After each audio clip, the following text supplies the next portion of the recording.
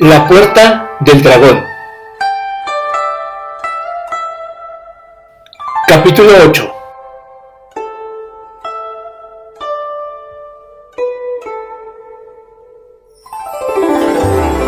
Vagando por las 4 direcciones. Antes, incluso de que abandonaran las montañas, los 3 ancianos sabios sabían, por las cartas del cálculo dorsal, que el país se encontraba pasando por un periodo de caos. Sin embargo, todavía no podían saber lo caótico que se había vuelto. A lo largo y ancho de China marchaban los guardias rojos llevando en lo alto el pequeño libro rojo.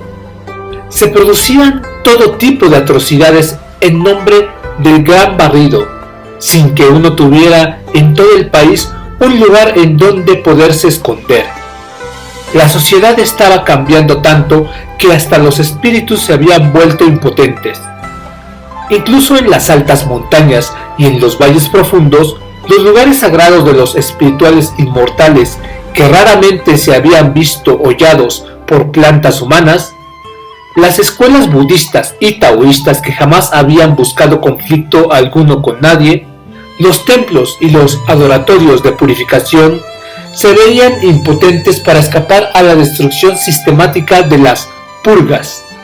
El mausoleo de Confucio fue deshonrado y se talaron los bosques que lo rodeaban. Guardias rojos de una docena de prefecturas y ciudades se juntaron en una especie de masa destructora que ocupó el monte Wudang, uno de los lugares más sagrados del taoísmo. Varios miles de guardias rojos portando banderas rojas irrumpieron en el templo de Shaolin, lugar en donde se inició el budismo Chan. La montaña sagrada Omei fue asolada. El monasterio de la Nube Blanca en Pekín, uno de los centros taoístas más importantes, quedó arruinado. El precioso templo de las 3 purezas en el monte Lao no estaba a salvo. Los 3 ancianos maestros se sentían invadidos por el desasosiego y la intranquilidad. Se daban cuenta de que se aproximaba una gran desgracia y eran conscientes de que tenían que huir rápidamente si querían escapar de ella. La antigua ciudad en la que había vivido Wang Liping también se encontraba en ebullición. Los 3 ancianos taoístas habían vivido en las montañas del oeste, evitando la enfebrecida ciudad. Tratando de pasar desapercibidos, habían procurado mantener en secreto sus extraordinarias habilidades, excepto en aquellas ocasiones en las que los aldeanos del lugar tenían problemas o estaban enfermos y necesitaban ayuda. Los ancianos maestros eran muy eficaces a la hora de curar enfermedades con métodos misteriosos, y se habían ganado por ello la buena voluntad de las gentes. Pero con la revolución que se estaba viviendo y lo impredecible del corazón humano, sus actividades podían colocarlos en la actualidad en una situación delicada y traerles dificultades. Desde el caos producido en los últimos años de las dinastías Qing, los numerosos conflictos causados por los señores de la guerra, la contienda contra Japón y la lucha internacionalistas y comunistas, los 3 ancianos maestros habían pasado por muchas cosas y visto demasiado. Pero incluso en épocas revueltas, había habido siempre lugares en calma alejados del clamor del mundo. Siempre habían existido sitios en lo más profundo de los bosques y de las montañas en los que la gente podía ocultarse y seguir trabajando consigo mismos. Cada uno de los 3 ancianos poseía extraordinarios poderes espirituales y aunque no fueran capaces de cambiar el mundo, podían perfectamente cuidar de sí. Pero ahora su viejo nido había sido barrido, e incluso su humilde morada en las afueras de la ciudad no era un lugar seguro. No obstante, la tarea de preparar a un nuevo sucesor no había sido interrumpida hasta ahora a lo largo de 1100 años, y los 3 ancianos tomaban muy en serio su responsabilidad. Los tesoros de conocimiento y la sabiduría tenían que dejarse a la posteridad de manera que el gran camino pudiera extenderse en el futuro. Así pues, los ancianos maestros juzgaron que había llegado el tiempo de ponerse en camino, llevándose con ellos a su discípulo. Por entonces, Wang Liping se encontraba tan angustiado como sus maestros. Desde el mismo inicio de su aprendizaje se le había instruido para recoger todo cuanto sucediese en el curso de su entrenamiento. Tal proceder sería un recurso muy válido para los que vinieran después. La literatura taoísta es tan vasta como el océano. Solo el canon taoísta comprende más de 5.000 rollos, parte de los cuales encierran una serie de principios y métodos prácticos para la higiene y la purificación. Dichos principios y métodos, sin embargo, se encuentran con frecuencia ocultos en un rompecabezas de códigos simbólicos, y es muy difícil poder trabajar con ellos. También existen 3.600 técnicas auxiliares, cada una de las cuales tiene su propia historia, y todas ellas fueron desarrolladas a lo largo de generaciones de experimentaciones prácticas muy exhaustivas. Pero si se estudian solamente estas técnicas menores y se desconoce la forma de llevar a la práctica las más importantes, todo se quedará reducido a un bajo nivel de realización, aunque se trabaje toda la vida. Según la antigua tradición cultural, aquellos que son depositarios de enseñanzas secretas deben guardarlas muy celosamente, reservándolas para sí mismos. De esta forma, son muy pocas las que se difunden.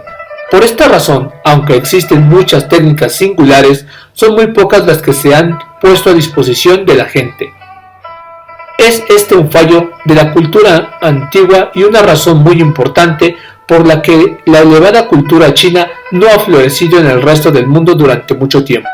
Aunque la búsqueda de transmisores de la puerta del dragón carece de las limitaciones de consanguinidad que vendrían impuestas si se tratase de una tradición de familia, no cabe duda de que se ve limitada también por el hecho de que los maestros no encuentren muchos discípulos preparados para ocupar el puesto.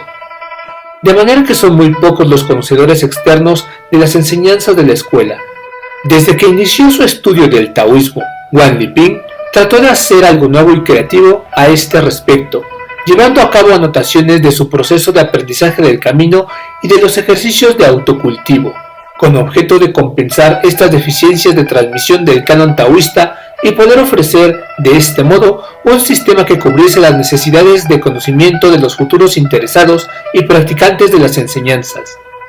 No obstante, ahora las circunstancias eran muy adversas, por lo que resultaba muy difícil el evitar quedarse un poco anticuado, al mismo tiempo que era complicado impedir que este material fuese destruido. El diario de Wang Liping, que recogía las prácticas y ejercicios taoístas, era el producto de 4 años de intensos esfuerzos. Comprendía docenas de libros de anotaciones que, a su vez, contenían decenas de miles de palabras, todo lo cual llenaba una caja de más de medio metro de largo por 30 centímetros de alto y otros tantos de ancho. Su informe sobre el proceso y la experiencia del ayuno, en particular incluyendo partes escritas por su mentor basadas en observaciones, al igual que sus propias visiones y experiencias recordadas posteriormente, constituía un material de primera mano y de inestimable valor. Tal materia, obteniendo con notable dificultad, era muy valioso no solo para cada persona en particular, sino también para todo el país e incluso para la humanidad en su conjunto. Desgraciadamente, el padre de Wang Liping había sido considerado un tecnócrata reaccionario, por lo que Liping no podía dejar los diarios a salvo en su antigua casa. Lo malo era que no existía ningún otro lugar en donde poder guardarlos. Como era imprescindible que se pusieran en camino, los ancianos sabios empezaron a prepararse para la marcha y aconsejaron a Liping que, dado que resultaba imposible llevar con ellos el diario, quemase todas las notas. Le explicaron que era preciso hacerlo así, para evitar que aquel material pudiera caer en manos inadecuadas. Más tarde, cuando pudieron encontrarse a salvo, ya trataría de reconstituir lo escrito. Tal vez no serían las anotaciones originales, pero podría memorizarlas y ayudar así a la gente que quisiera ampliar su conocimiento y comprensión interior. Así pues, Wang Liping se vio obligado a reducir a cenizas todas sus notas, aunque su corazón se consumiera también en aquellas llamas destructoras. Ahora ya no tenía que cargar con nada, se preparó para emprender la marcha, con los ancianos viajando sin saber hacia dónde. El viajar es uno de los procesos que resultan necesarios en el entrenamiento taoísta, pero el viaje que hacía Wang Liping tenía unas intencionalidades completamente diferentes a las que animan al resto de las personas corrientes cuando lo hacen. El viaje común no es más que un cambio de paisajes y un disfrute de nuevos escenarios. Los escritores y los estetas suelen viajar para aumentar sus experiencias, para apreciar las bellezas de la naturaleza y observar las diferencias de climas y caracteres. De esta manera, cultivan sus sensibilidades y estimulan sus sensaciones. El viaje taoísta, por el contrario, tiene tres objetivos principales: el autodesarrollo, el buscar personajes realizados y la exploración. El autodesarrollo significa aquí el usar las energías vivientes de las montañas, los ríos y las diversas regiones por las que se pasa, para desarrollar la propia energía corporal, haciendo que el trabajo interior pueda alcanzar los dominios de una mayor sublimación en cada día que pasa. El buscar personas realizadas quiere decir el tratar de encontrar aquellos seres humanos que se encuentran en los dominios esotéricos de montañas y lugares famosos. Explorar significa la búsqueda de las leyes naturales existentes en los diferentes emplazamientos y sus correspondientes situaciones vitales a fin de hallar la forma correcta de supervivencia.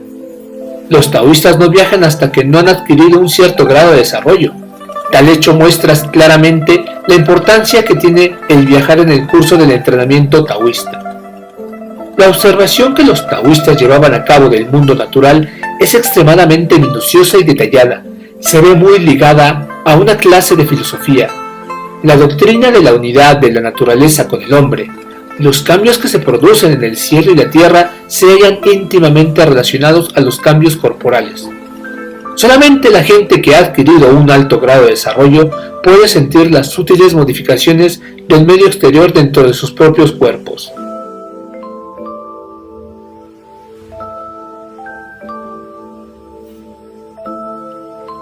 Ahora se había hecho, pues, inevitable la partida de los ancianos magos con su joven discípulo. Por tanto, y ya que el curso natural de los acontecimientos había llegado a este punto, los cuatro taoístas tendrían que adaptarse a las circunstancias. Aunque Wang Liping no tenía un desarrollo interior tan elevado como sus maestros, era joven y ya se había convertido en un muerto viviente. Por tanto, sería positivo para su aprendizaje el pasar también por estas duras pruebas. Hasta donde nos es posible hablar del tema, la cultura china ha existido desde hace miles de años y su hilo conductor evidentemente ha sido la cultura taoísta. Sin embargo, durante el largo periodo del feudalismo, la esencia de esta cultura taoísta fue suprimida oficialmente una y otra vez. ¿Cuáles fueron los motivos? Pues el hecho de que los taoístas sabían demasiado sobre el cielo y la tierra y la humanidad para que resultase fácil poder dominarlos. Cuando la dinastía Qin unificó China, siglo III a.C., lo primero que hizo fue unificar también su cultura. Todos los textos históricos y demás documentos que no hubieran sido escritos por oficiales Qin fueron quemados, los eruditos eliminados y los libros destruidos. Todo lo que quedó fueron libros sobre medicina, adivinación y forestación. Todo aquel que quisiera recibir una información tenía que ser instruido por oficiales gubernamentales.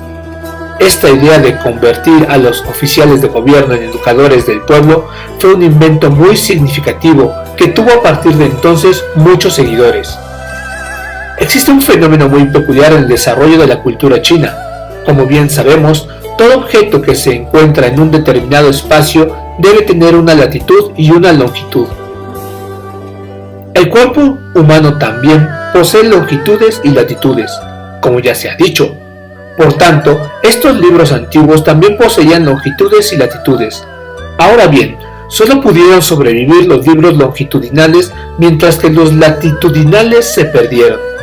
La razón de que se produjera tal cosa fue que tras los emperadores Qin, la dinastía Han que le sucedió solo practicaba el confucianismo, de forma que los textos clásicos confucianistas longitudinales fueron salvados, mientras que los libros latitudinales basados en el pensamiento taoísta solo lograron evolucionar entre el pueblo llano. Estos libros latitudinales trataban de los puntos estratégicos del cielo, la tierra y la humanidad. Todos ellos quedaron sujetos a las prescripciones gubernamentales. Un fenómeno parecido siguió produciéndose a lo largo de la historia. Desde el punto de vista de las clases gubernamentales, era muy peligroso permitir que el pueblo alcanzase conocimientos sobre astronomía, geografía, cálculo y artes militares. Ese tipo de libros difícilmente podía considerarse meramente supersticioso. Los señores feudales sabían de qué trataban y por ello tenían buenas razones para prohibirlos. Un ejemplo notable de todo esto es la prohibición de las cartas de cálculo dorsal, de la que ya hicimos mención. Considerado originalmente como un manual de pronosticación, el libro era secreto de Estado. No solo resultaba inaccesible para la gente común, sino también para los oficiales que no alcanzasen cierto grado. De alguna forma, sin embargo, pudo llegar hasta el pueblo y a pesar de las prohibiciones oficiales, la gente siguió conservando copias ocultas de la obra. Cuando Xiao Pu, primer ministro del primer emperador de la dinastía Song, le recordó al monarca este tema, el emperador le respondió: no hay necesidad de multiplicar las prohibiciones y los bandos, basta simplemente con alterar el contenido del libro. Así pues, cuando empezaron a circular estos ejemplares alterados del libro, cuanto más se los leía, más confusión creaba. Y aunque todos sabían la importancia de las cartas de cálculo dorsal, eran muy pocos los que lograban descifrar su significado.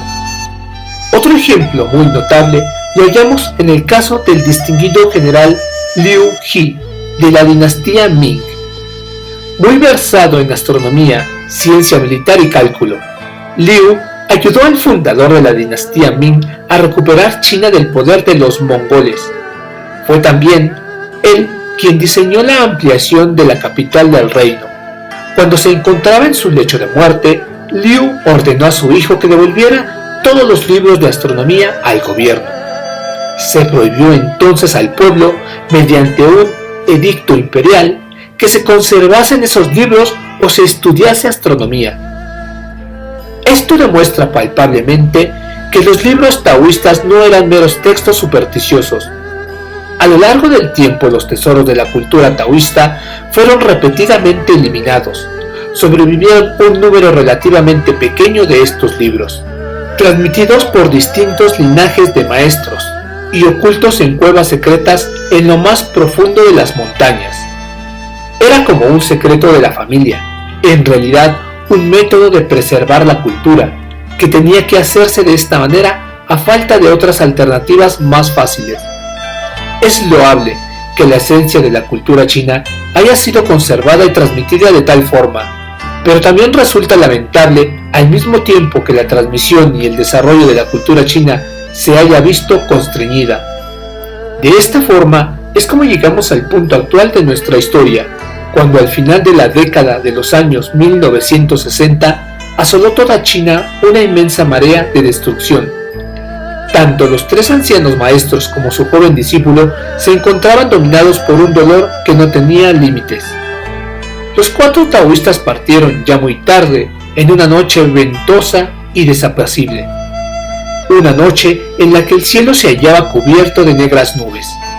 Tras presentar sus respetos simbólicos a los adeptos espirituales tanto celestes como terrestres, escondieron las tablillas funerarias de sus ancestros espirituales con el resto de su mensaje, y en la más profunda oscuridad abandonaron el lugar, llevando consigo lo más imprescindible para cubrir sus necesidades. El gran maestro, el caminante del infinito, con sus 86 años pero fuerte y ágil de pies, encabezaba la marcha. Le seguían el caminante de la pura serenidad y el caminante de la pura vaciedad, seguidos ambos por Wang Liping. Los cuatro desaparecieron en medio de la oscuridad, deslizándose hacia lo desconocido. Maestros y discípulo caminaron sin detenerse, utilizando los métodos taoístas de marcha. Los tres magos caminaban tan deprisa que Wang Liping a duras penas podía seguirlos a pesar de su juventud. Al ver que su discípulo tenía que hacer esfuerzos para respirar, los ancianos se detuvieron y le dijeron que siguiera adelante mientras ellos descansaban. Le dieron instrucciones para que los esperase al cabo de 2 horas bajo un gran árbol que se encontraba en cierto sitio camino abajo. Apenas acababan de decirle esto cuando ya los tres ancianos se encontraban sentados. Calculando que después de todo, tanto el gran maestro como los dos mentores eran personas de edad avanzada, Wang Liping pensó que bien podía dejarlos descansar un poco, mientras él seguía caminando y los esperaba más adelante. Marchando a buen paso en medio de la oscuridad, Liping bien había podido recorrer en 2 horas unas 10 millas cuando vio en la ladera un gran árbol. Se dirigió recto hacia él y a punto estaba de sentarse para descansar un poco cuando de forma inesperada escuchó una carcajada. ¡Tú, perezoso! Aquí estamos los tres, que llevamos descansando ya un buen rato. De repente, Liping se sintió embarazado y avergonzado. Allí se encontraban los tres ancianos sabios. Haciéndole tomar asiento a su lado, el caminante de la pura serenidad dijo: para viajar por el país es imperativamente necesario mantener una buena marcha. De otro modo perderás mucho tiempo y energía. Al paso que tú vas, cualquiera quedaría destrozado e imposibilitado para seguir andando después de pasar unas cuantas montañas. Aunque este caminar es un trabajo extremo, es necesario que tengas antes una buena base en el trabajo interior, de forma que puedas utilizar la atención y el pensamiento para elevar tu cuerpo y hacerlo tan ligero como una pluma. Solamente así podrás moverte veloz como el relámpago cuando camines. Añade a esto el trabajo de equilibrio y la circulación natural que ya has aprendido. Entonces podrás caminar 15, 30 y 60 millas descansando solo un rato para relajar tus músculos y piernas, hacer circular tu energía y nutrir tu espíritu. Y de este modo podrás seguir caminando sin sentirte cansado. El caminante de la pura serenidad le enseñó a Liping algunas técnicas concretas que éste empezó a practicar insistentemente durante su viaje, hasta que terminó dominando el arte de caminar. El mentor también enseñó a Wang Liping métodos para determinar situaciones y direcciones. Cuando se trabaja al nivel del vehículo inferior, uno se orienta por la posición de las estrellas y la luna, y establece su situación por las referencias que le suministra el paisaje con montañas, ríos, árboles, casas, etc. Cuando se trabaja a un nivel del vehículo medio, es posible establecer la dirección y la situación, incluso con el corazón de una noche oscura. El medio incluye entonces el trabajo con el ciclo menor del cuerpo mientras se descansa, a fin de localizar la posición de la luna. Después, mediante la apertura del ojo celeste, se puede estudiar el entorno en todas direcciones para determinar la localización. Cuando se llega al nivel del vehículo superior, ya no se necesitan este tipo de ayudas, basta con dejarse llevar por la intuición, que no es otra cosa que el propio espíritu original. A estos tres niveles del cielo, tierra y humanidad pertenecen todos los fenómenos y todos los seres.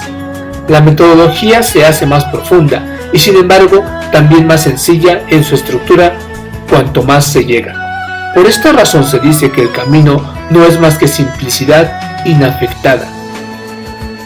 En este caso, el propósito del viaje era el de evitar la desgracia y el caos y encontrar la paz y la seguridad.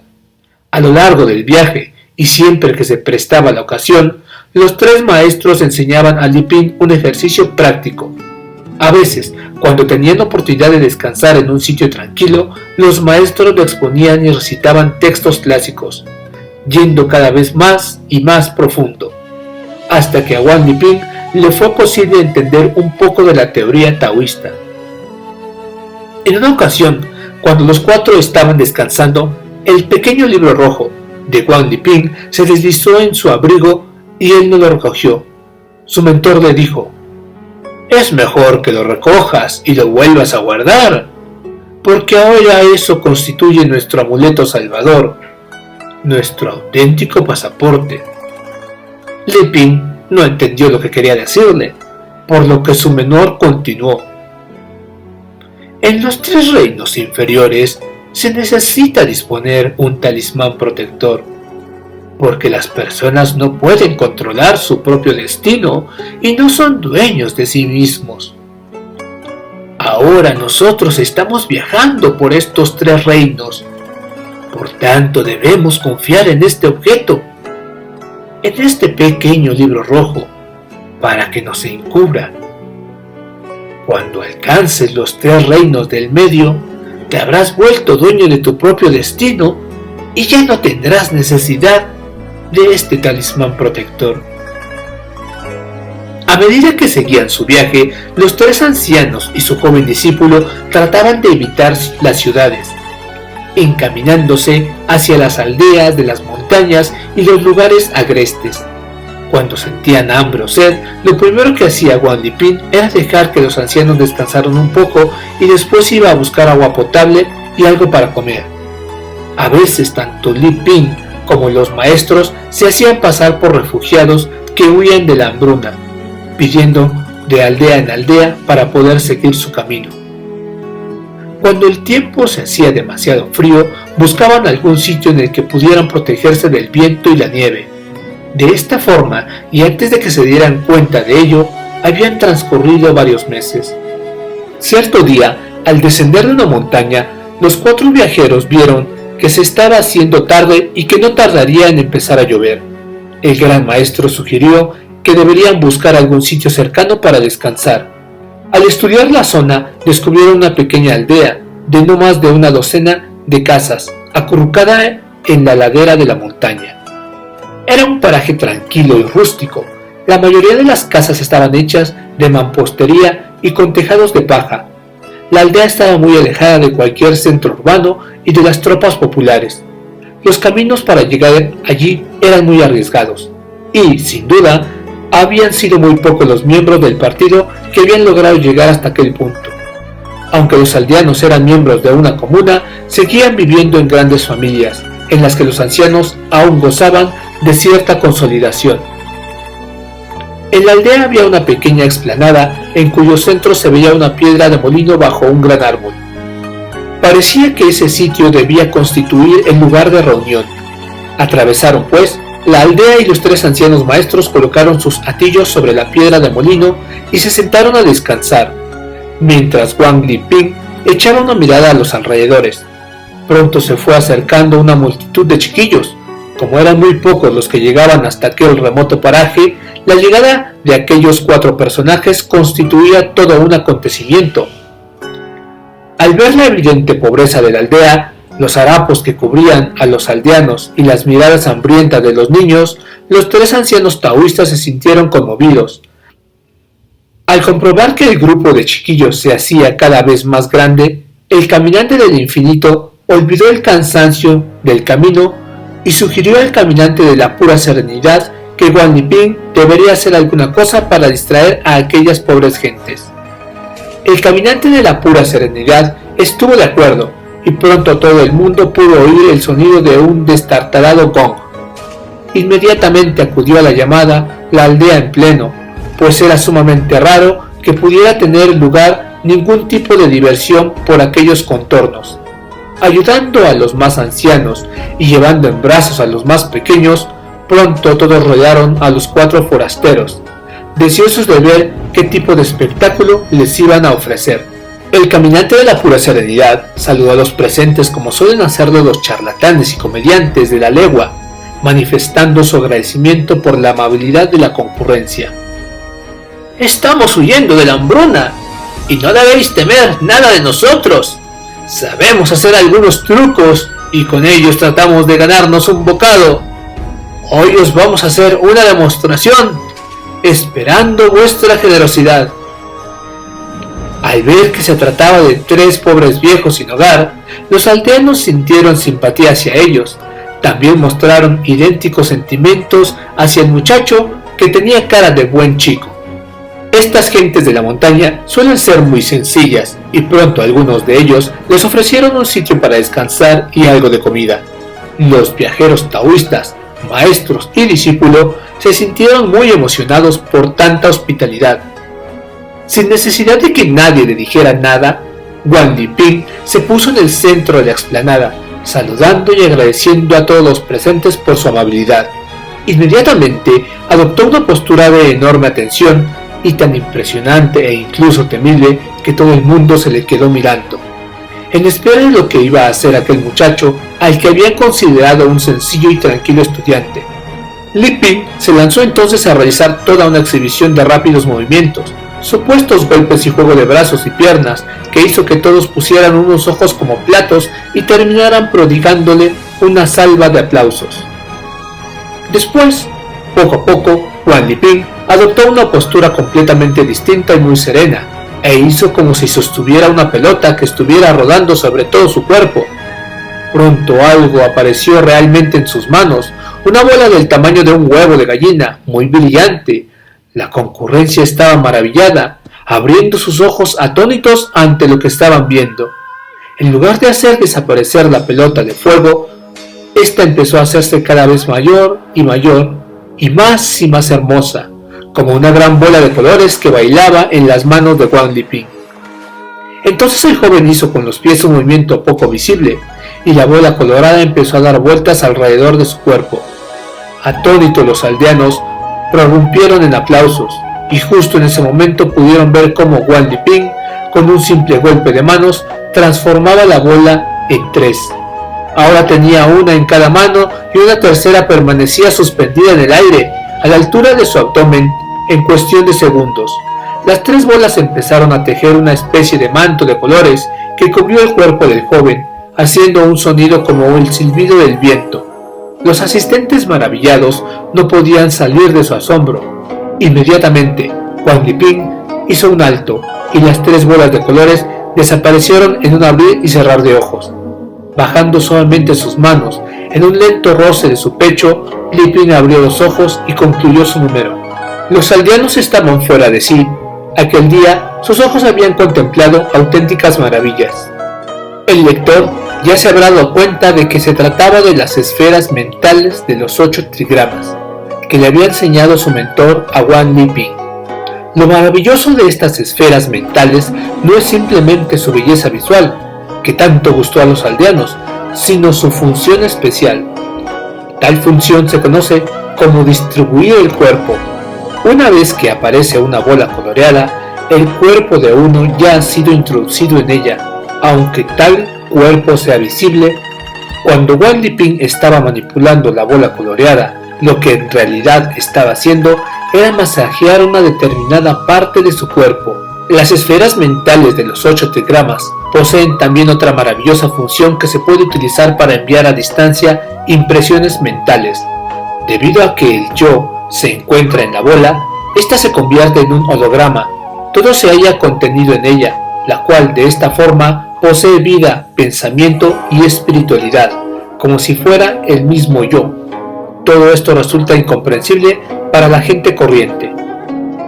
La información de la que habla la gente moderna y las impresiones verdaderas mencionadas por los ancianos no son la misma cosa, no se encuentran siquiera en el mismo nivel de realidad, y por lo tanto no deben confundirse. Aquí la palabra impresión es una clave que divide los mundos animados e inanimados, y los universos de los 3 dominios inferiores y medios. Al observar este delicado joven llevando a cabo su presentación, los aldeanos lo veían envuelto en una luz diferente. El caminante de la pura serenidad se adelantó entonces para hacer también una pequeña demostración. Para su sorpresa, los aldeanos pronto pudieron comprobar qué poderosa era la técnica marcial del anciano. Unos muchachos trajeron una gran piedra y le preguntaron si podía romperla. Al comprobar su entusiasmo, el caminante no quiso defraudarlos. Así pues, primero realizó unos cuantos molinetes para combinar adecuadamente la energía de sus órganos internos e inmediatamente abatió su mano con gran fuerza, dando al mismo tiempo un fuerte grito. La piedra saltó en pedazos de forma ruidosa. Los aldeanos estaban estupefactos. Los muchachos que habían traído la piedra examinaron la mano del caminante, comprobando que era totalmente normal, sin que hubiera nada raro en ella. Pero el hecho era que este anciano de 76 años podía hacer polvo una mandíbula de cualquiera. También Wang Liping estaba profundamente impresionado al comprobar el misterioso poder de su mentor. De hecho, él ya conocía lo peligrosas que podían ser las manos del caminante, porque en cierta ocasión le había tumbado durante una sesión de boxeo. Aquella vez, y a pesar del equipo protector que llevaba, el pobre Wang Liping fue lanzado por el aire varios metros, machacándose las costillas, por supuesto. Entonces el gran maestro le había dicho cuánta suerte había tenido el joven al llevar tal protección, pues aquel terrible golpe hubiera podido acabar con la vida de cualquier persona normal. Los jóvenes de la aldea rodearon al caminante de la pura serenidad, pero inmediatamente dejaron paso a un anciano que se acercó a ellos. El anciano dijo: «Se está haciendo tarde. ¿Por qué no dejamos que estas personas coman algo y descansen? Venga, venga, todo el mundo a casa». Entonces se volvió muy cortésmente hacia los 4 forasteros y los invitó a que pasaran la noche en el granero comunal. El granero era una construcción muy sencilla en el que no había más que algunos utensilios agrícolas, pero que tenía espacio suficiente para que pudieran dormir. Algunos de los chiquillos que les habían acompañado hasta allí echaron sobre el suelo un poco de heno seco. El jefe de la aldea tomó una lámpara de la pared, la encendió y la colocó sobre una repisa de piedra dentro del cuarto. Entonces todos se sentaron sobre el heno y empezaron a conversar de un sinfín de cosas. Poco tardaron en llegar los demás, uno detrás de otro, trayendo presentes de arroz, pasteles y sopa de vegetales, pidiendo disculpas por la sencillez de sus humildes regalos. El más anciano y jefe de la aldea rogó a los forasteros que comieran. Los caminantes no rechazaron la oferta, pues hacía muchos días que no probaban semejantes alimentos. A medida que comía, los ojos del joven Liping enrojecían de placer. Al cabo de un rato, algunas personas les enviaron también otro tipo de regalos, provisiones secas e incluso alguna pequeña moneda. Los 4 taoístas le rogaron que volvieran a llevarse estos obsequios. El jefe de la aldea pidió entonces a todos que volvieran a sus casas y dejaran descansar a los viajeros. De repente, desencadenó una fuerte tormenta eléctrica. Los maestros apagaron la lámpara y se sentaron en meditación antes de irse a dormir. Esto es un claro ejemplo de cómo se desarrollaba la vida en los últimos años de la década de los 60. Y aquí a 4 transmisores de las ciencias taoístas, convertidos en vagabundos por causa de una revolución civil, sin otra alternativa que la de ocultar sus identidades, disfrazarse y huir a través de campos y montañas, comiendo al aire libre y durmiendo al relente, obligados a hacer espectáculos callejeros y mendigar un poco de comida por los pueblos. Era una época extremadamente crítica que había seguido a la reconstrucción de la posguerra de los años 50. Mientras muchas otras naciones desarrollaban su economía, su cultura y su gobierno, China caía en una revuelta. Su equilibrio quedaba interrumpido, su creatividad perdida y su salud pública seriamente dañada. Oh China, cuando has conseguido alguna ventaja, pierdes tu oportunidad. Cuando tienes la oportunidad, pierdes tu armonía. ¿Cómo podrías actuar para no quedarte rezagada? ¿Cómo para no ser dañada ni pobre? Oh China, posees una gran sabiduría, una sabiduría que asombra a los pueblos de Occidente, pero también tienes una gran locura, una locura que hace reír a los occidentales. Una famosa figura de Occidente dijo en cierta ocasión que lo que él más temía era el despertar de ese gigante dormido del este. Ahora parece como si ese gigante hubiese despertado, pero que todavía siguiese aturdido, empeñado torpemente en un conflicto interno de autodestrucción. Cuando finalmente se reponga, se quedará a la cola de los demás. Estúpido gigante, Cuida tus heridas y trata de salir de tu atraso. ¡Qué tragedia para tu pueblo! Este fruto amargo era algo que todos tenían que morder. La lluvia todavía siguió un buen rato. Los maestros taoístas y su discípulo durmieron unas cuantas horas y se levantaron muy temprano para hacer su meditación. Mientras terminaban sus ejercicios internos, el cielo empezó a despejarse. Los cuatro salieron afuera para hacer sus ejercicios externos, disfrutando de la frescura excepcional del aire de la montaña. Vieron entonces al jefe de la aldea que venía a su encuentro. El caminante del infinito se apresuró a saludarlo y ambos intercambiaron cortesías. El caminante dijo: «Os hemos causado un sinfín de molestias al venir aquí, pero vosotros nos habéis tratado tan amablemente que no sabemos cómo agradecérselo». «No pienses en ello, hermano», dijo el anciano jefe. «Cuando uno sale de casa en estos días, no hace más que encontrar desgracias y miseria por todas partes. Aquí en este rincón perdido en las montañas, carecemos de comodidades para nuestros huéspedes. Siento que no os hayamos podido tratar adecuadamente. Durante toda la noche he estado preocupado, pensando si el techo de este granero no tendría demasiadas goteras». El caminante del infinito lo tranquilizó diciéndole que el techo había aguantado bien y que habían pasado una buena noche. El anciano se quedó tranquilo al verlo cómo observaba con preocupación el aspecto del cielo, todavía muy nuboso. El caminante le expresó lo que estaba pensando. «¿Cuál es el problema?», le preguntó, aunque ya sabía cuál era este. El anciano suspiró y tras un silencio explicó: «Aquí en las montañas disponemos de muy poca tierra cultivable.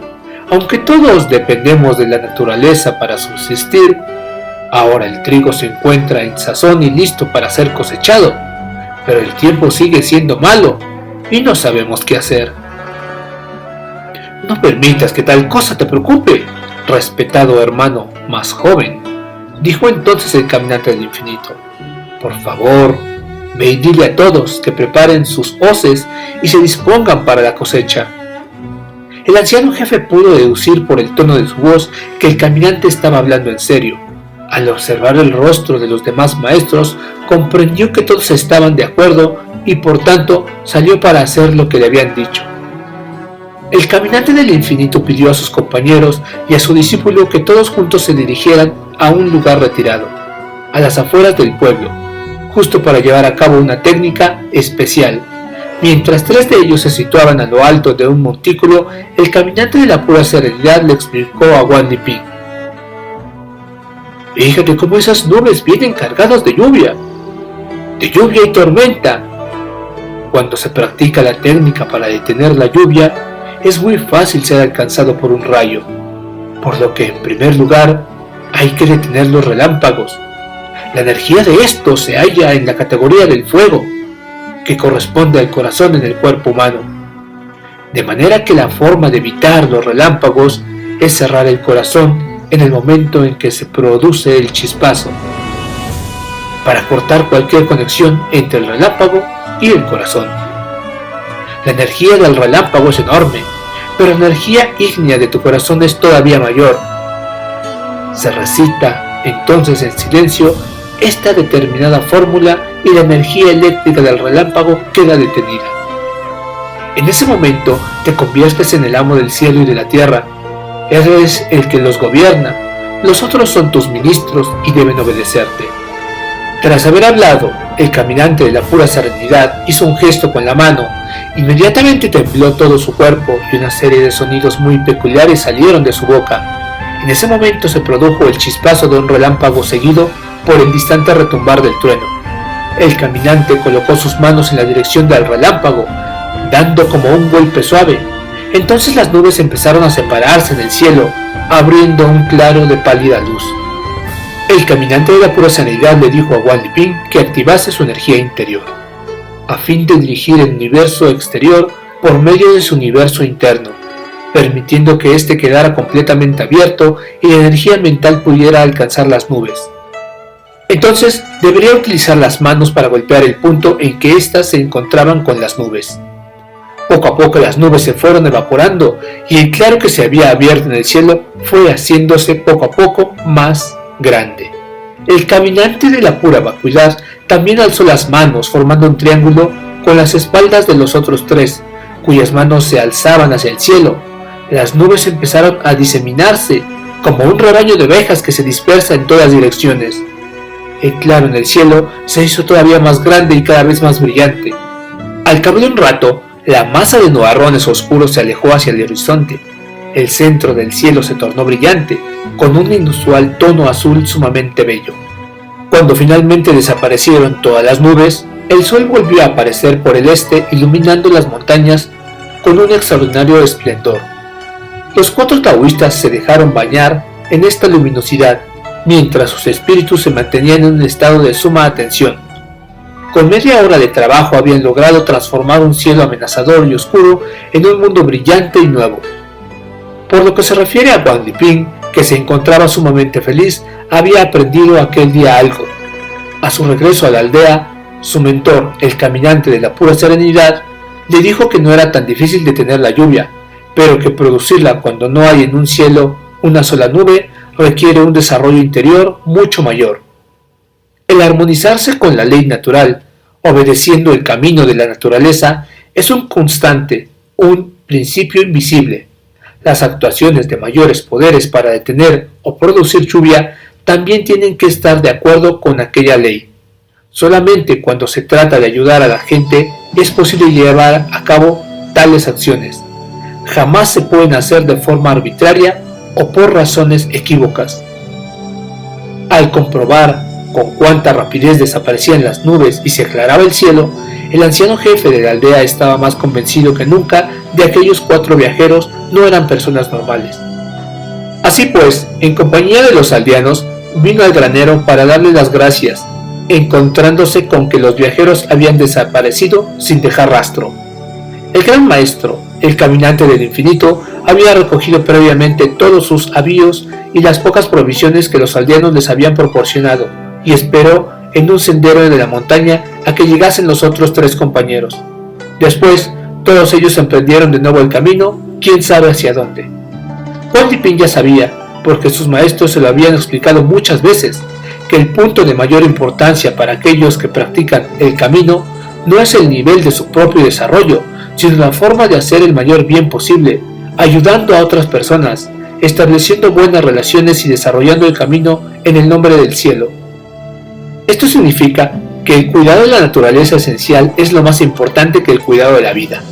El hacer buenas obras sin esperar recompensa alguna en un medio de ser virtuoso. Cuando la virtud es elevada, los logros también son mayores.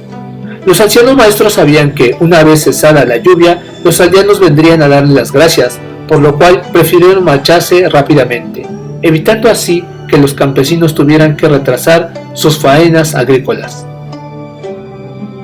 Fin del capítulo 8.